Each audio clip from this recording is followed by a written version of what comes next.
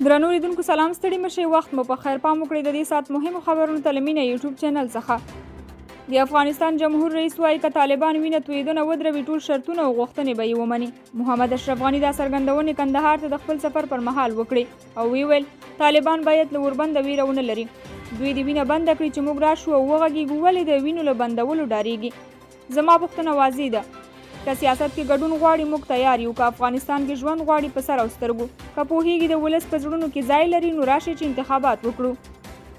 د ولسمشر لومړي مرستیال امرالله صالح ویلي امریکایانو چې کله د خپلو سرتیرو شمېر 8500 ته راښکته کړ نو له موږ څخه یې پوښتنه وکړه چې دغه شمېر سرتیري افغانستان لپاره بسنه کوي. ولسمشر ورته په ځواب کې وویل زه هیڅکله له تاسو نه غواړم چې یو سرتیری دلته پرېږدئ او که زر سرتیري. هغه ویلي طالبان اوس هم له القاعده او نورو تروریستي ډلو سره اړیکې لري. طالبان دې په کور دننه د سولې خبرې وکړي. اسفندیار ولی خان ویلي چې په سیمه کې د سولې ټینګښت لپاره د کابل اسلام آباد ترمنځ ښې اړیکې اړینې دي. هغه زیاته کړې افغان سوله په پاکستان کې د سولې په معنا ده او په وینا یې که چیرته پاکستان وغواړي افغانستان سولې ته رسېدلی شي. نوموړي ویلي افغانانو تیرو 40 کلونو کې ډېرې نادودې لیدلې دي. هغه پر سیمه ییزو او نړیوالو هیوادونو غږ کړی چې د افغانانو په مشرۍ د سولې پروسې بریا کې خپل رغنده رول ولوبوي. ډاکټر عبدالله نن په کابل کې د سولې پروسه کې د ښځو د مشارکت په اړه جوړې شوې ناستې ته په خبرو کې وویل چې د سولې خبرو دوهم پړاو کې به د اوربند په ګډون پر مهمو او اساسي موضوعاتو بحثونه وشي. عبدالله وویل د سولې پروسه یوې ځانګړې مرحلې ته رسېدلې ده او دوی هیله لري چې دا خبرې افغانستان تلپاتې سولې ته ورسوي. پاکستاني پولیسو د پښتون ژغورنې غورځنګ مخکښ غړی علي وزیر له نیولو وروسته د سند پولیسو ته وسپاره. د پښتون ژغورنې غورځنګ غړي وایي پېښور پولیسو د نوموړي په اړه ټول اسناد وړاندې کړي او له دې سره علي وزیر هم د سند پولیسو ته سپارلی دی.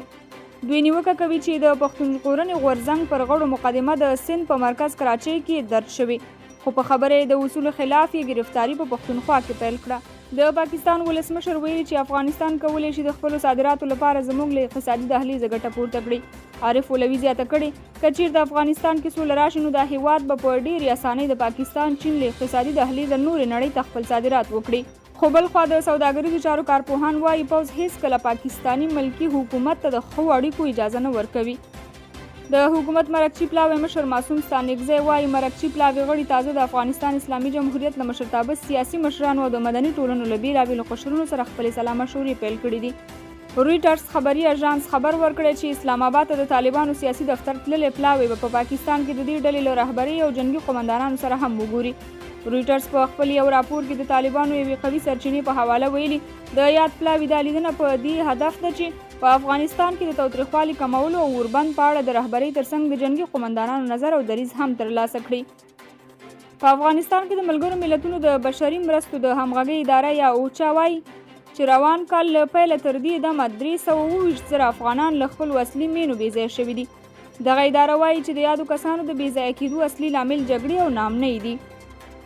د ترکیې ولسمشر رجب طیب اردوغان په افغانستان کې د ترکي پوځیانو د ماموریت دوام په اړه د خپل هیواد پارلمان ته وړاندیز کړی دی. نوموړي ویلي چې په افغانستان کې د خپلو نظامي همکاریو د دوام په هدف یې پریکړه کړې چې ترکي سرتیري د غوڅ ملاتړ په چوکاټ کې 18 میاشتې نور هم خپل ماموریت ته دوام ورکړي.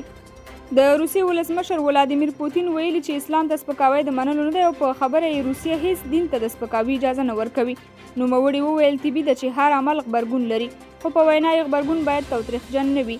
هغه د خپلو خبرو پر دوام ټینګار کړی دی چې اسلام او هیڅ کوم بل دین ته سپکاوی د منلو نه دی او روسیه هیڅکله دې عمل ته اجازه نه ورکوي.